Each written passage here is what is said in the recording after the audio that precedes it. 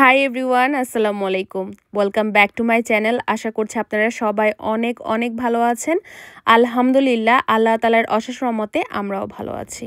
বিদেশে হোক বা দেশে, যেখানেই পৃথিবীর হোক না কেন, আমরা যারা একা হাতে বাচ্চা লালন পালন করি কোনো রকম সাহায্য ছাড়া, তাদের কাছে দেখতে দেখতে বাচ্চা বড় হয়ে গেল, 6 মাস হয়ে গেল, এই কথাটা বলা একটু কঠিন। আমার ক্ষেত্রে আরেকটু বেশি কঠিন, কারণ যেহেতু আমার বিশেষ চাহিদা সম্পন্ন একটা বাচ্চাকে টেক কেয়ার করে বাকি সব কিছু ম্যানেজ করতে হয়। মাম্মার জন্মের শুরু থেকে এখন পর্যন্ত প্রত্যেক মাসে মাম্মা কতটুকু বড় হলো তার একটা মেমোরি রাখার জন্যই এই ছবিটা তুলে রাখি। আজকের 6 মাস বয়সের ছবি তোলার দিন।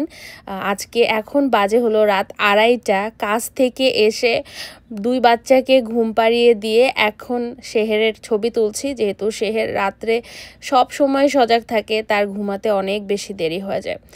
যে কোনো শখ পূরণ করতে সবসময় যে অনেক টাকা পয়সার প্রয়োজন হয় সেটা না। শখ পূরণ করার জন্য নিজের ইচ্ছাটাও অনেক বড় এবং তার সাথে কঠিন পরিশ্রম।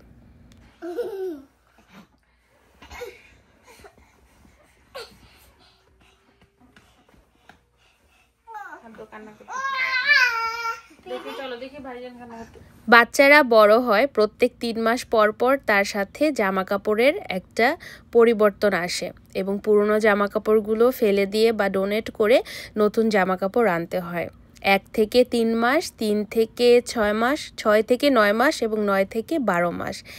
এই জার্নিটা মাদারহুড জার্নির অনেক সুন্দর এবং বড় একটা মুহূর্ত।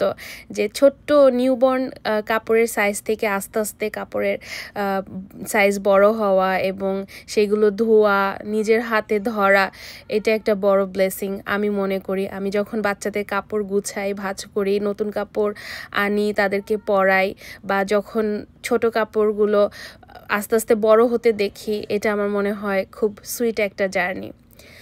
আমেরিকাতে বিশ্বাস করবেন কিনা জানি না, একটা কাপড় কিনলে ওই কাপড়টুকুর ওজন যতটুকু না থাকে তার থেকে মনে হয় 2 গুণ ওজন হয়ে যায় এই স্টিকারগুলো দিয়ে। একটা জামার মধ্যে 3-4 রকমের স্টিকারই লাগানো থাকে। কাপড় কিনে আনা মানে আরও অনেক সময় বের করে এই স্টিকারগুলো বসে বসে খোলা।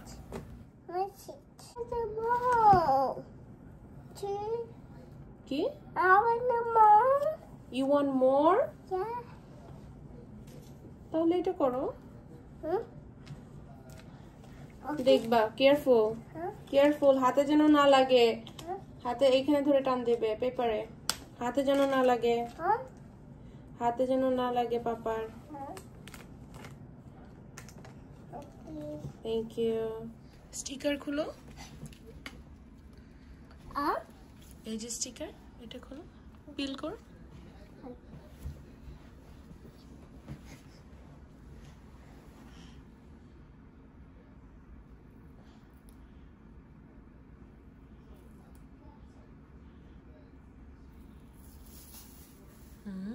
Good job. এখানে রাখো।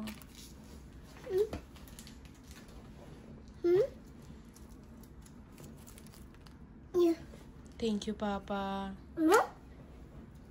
More? Yeah. Thank you, Ard.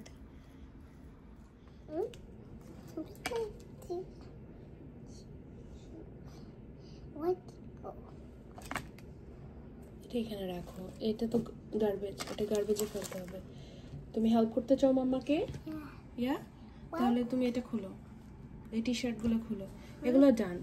যেটা স্টিকার খোলা হয়ে যাবে সেটা তোমার রাইট সাইডে চলে যাবে।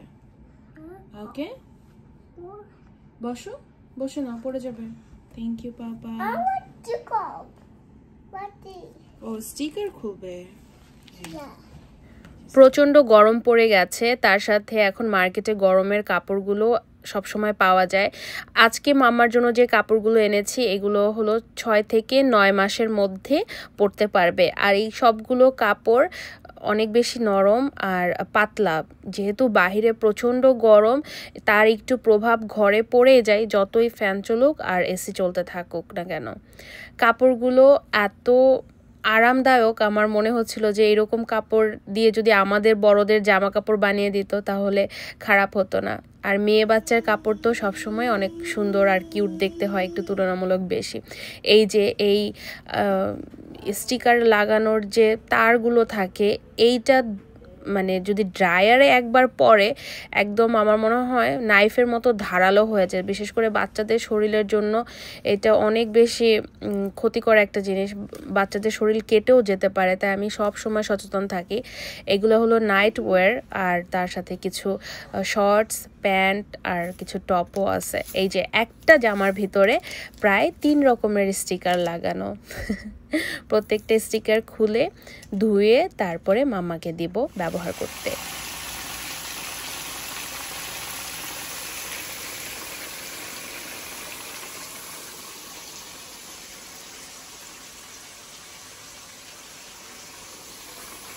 মাম্মাকে ঘুম পাড়িয়ে দিয়ে এখন এসেছি রান্না করতে। ঘড়িতে বাজে ভোর 4টা কিছু সময় হয়েছে। রাতের বেলাতে কাজ করে এসে সব কাজ ঘরের শেষ করে তারপরে বাচ্চাদেরকে ঘুম পাড়িয়ে দিয়ে আমি রান্নাটা শেষ করি। না হলে দেখা যায় বাচ্চাকে নিয়ে রান্না করতে গেলে অনেক সময় রান্না তলায় লেগে যায়, আবার দেখা যায় বাচ্চারা কান্না করতে থাকে, কাশি উঠে যায়।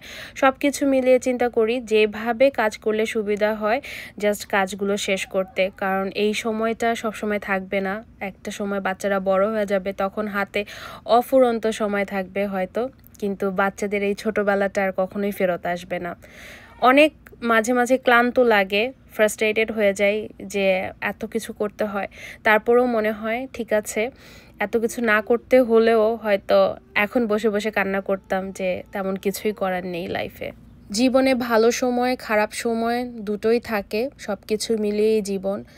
আগে একটা সময় ছিল জীবনে অল্প একটু দুশ্চিন্তা বা একটু কঠিন সময় আসলেই মনে হতো আর কখনোই পারবো না, কিছুই ঠিক হবে না। তবে আলহামদুলিল্লাহ সময়ের সাথে নিজের সব কিছু মিলিয়ে এতটা ধৈর্য আল্লাহ রব্বুল আলামিন আমাকে দিয়েছেন, এবং এই সব কিছু আমি শিখেছি এবং করতে পারি কারণ আমার জীবনে আমার বাবা আছে, আদ্র আছে। আদ্র আসলে আমাকে অনেক বেশি কিছু শিখিয়েছেন। যেরকম আদ্রর কাছ থেকে আমি শিখি কিভাবে অনেক কষ্টের ভিতরেও ভালো থাকা যায়, খুশি থাকা যায়, সামান্য একটা বালিশ দিয়ে খেলা করেও নিজের জীবনটাকে হ্যাপি করা যায়।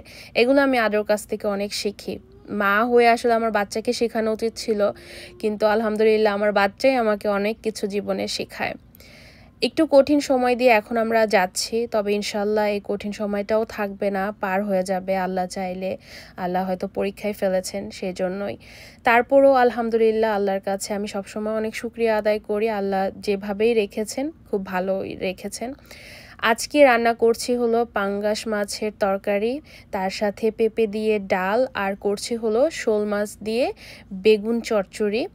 আর শোল মাছের পেট থেকে তেল বের হয়েছিল, ওইটা আসলে গজার মাছ বলে মনে হয়, শোল মাছ একটু বেশি বড় হয়ে গেলে। সেইটা দিয়ে বেগুন আর পেঁয়াজ পাতা দিয়ে ভাজি। রান্নাবান্না একদিন যদি করে রাখি আমি 2-3 দিনের জন্য একদম রিল্যাক্স থাকি। আর রান্না করে ময়লা ফেলতে বাইরে এসেছি, ঘড়িতে বাজে প্রায় 6:45টার মতো। এত কুয়াশা পড়েছে মনে হচ্ছে যে শীতকাল, অথচ এখন কিন্তু গরম, জুন মাস চলতেছে। আমাদের বাড়িটা একদম শান্তশিষ্ট নিরিবিলি একটা এলাকার মধ্যে পড়েছে।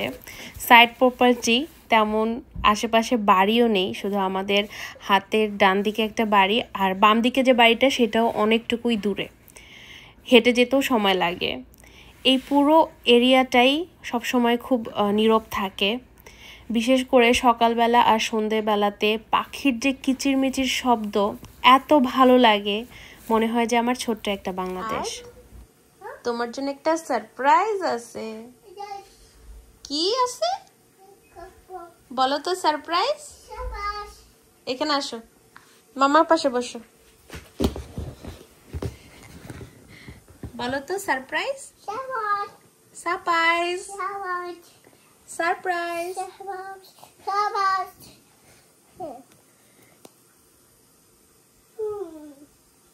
তুমি ওয়েট করতেছো সারপ্রাইজের জন্য? Yes. আর্টকে যদি আমরা বলি যে সারপ্রাইজ, তাহলে আর্ট ওয়েট করে। সারপ্রাইজের জন্য, তাই না? আর তুমি তুমি বসতে হবে, এখানে বসতে হবে, বাবা আনতেছে। আর আর ধৈর্য ধরতে পারে নাই। সারপ্রাইজ! আমি শুধু দেখতে চাই ও কি করে, এটা দেখে। ও আজকে মানে অ্যামাজনে দেখাইছে, অ্যামাজনে যখন আমি স্ক্রল করতেছিলাম তোমার এটা দেখা বলছে প্লিজ এটা দেওয়ার জন্য। এটা আরদের জন্য সারপ্রাইজ। শাবাশ শাবাশ। এই সারপ্রাইজ এখন আবার সারপ্রাইজ হয়ে গেছে। শাবাশ হয়ে গেছে, শাবাশ। ইচ্ছা করে পুরো দুনিয়াটা যদি বাচ্চাদেরকে দিয়ে দিতে পারতাম, তবে সেটা তো আর সম্ভব হয় না। সবকিছু সবসময় দেওয়া যায় না, আর সামর্থ্য অনুযায়ী সবকিছু করাটাই আমি মনে করি বেস্ট আইডিয়া। এই স্লাইডারটা কিনে দেওয়ার ইচ্ছা ছিল আর্টকে ঈদের মধ্যে, তো ঈদের মধ্যেই দিয়েছিলাম, আস্তে আস্তে একটু লেট হয়ে গেল। বাইরে আসলে আর্টকে খুব বেশি একটা নিয়ে যাওয়া হয় না বললেই চলে, কারণ আমেরিকার আবহাওয়া এত বেশি পরিবর্তনশীল। দেখা যায় দুপুরে এমন গরম পড়ে, আবার রাত্রে সন্ধ্যার দিকে সোয়েটার লাগে। এরকম ওয়েদার আদৌ শরীর নিতে পারে না। আর সবথেকে বড় কথা, এখন যে পরিমাণে ভাইরাস, বাইরে গেলে ঠান্ডা জ্বর লেগেই থাকে, সেগুলোও ভয় পাই যে বাচ্চা শুধু শুধু সাফার করবে। তাই যতটুকু সম্ভব ঘরের ভিতরেই আর্টকে খেলনাপাতি দেওয়ার চেষ্টা করি, কারণ এখন ওর বয়সটাই তো এটা, লাফঝাপ করবে, খেলবে, শরীরকে শক্ত করবে। যদিও আর্ট অনেক বেশি চঞ্চল, তাকে এক সেকেন্ডও কোথাও ধরে রাখা যায় না, বসানো যায় না। আমাদের বাসায় যে কোনো জিনিস যদি গোছানোর দরকার হয়, সেটা সুজন করবে। সুজনের এটা খুবই পছন্দের একটা কাজ। ঘন্টার পর ঘন্টা সে ধৈর্য ধরে ধরে সব কিছু অ্যাসেম্বল করতে পারে। স্লাইডারটা দেখে আর যে কি খুশি হয়েছিল, আলহামদুলিল্লাহ। এইটুকুই মা বাবা হিসেবে শান্তি, যে বাচ্চাদের যেটা প্রয়োজন সেটা আমরা প্রোভাইড করতে পারছি, এবং আল্লাহ রব্বুল আলামিন তা আমাদেরকে সুযোগ করে দিচ্ছেন।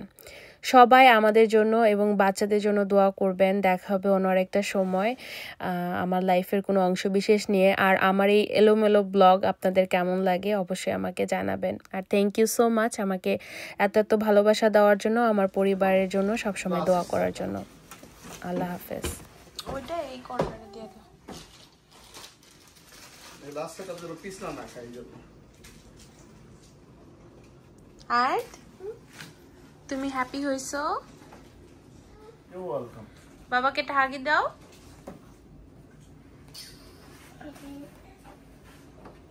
আর রেডি? কি বলতে হয়? কেউ কিছু গিফট দিলে কি বলতে হয়? Thank you.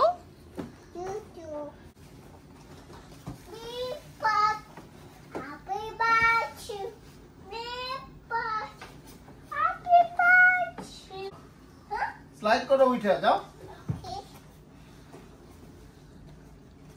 যাও।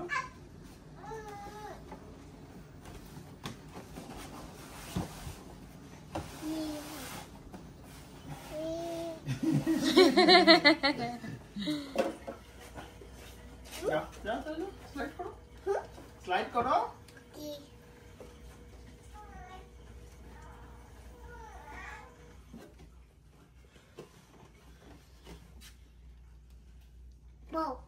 লাভ দাও, বল পরে। Hey.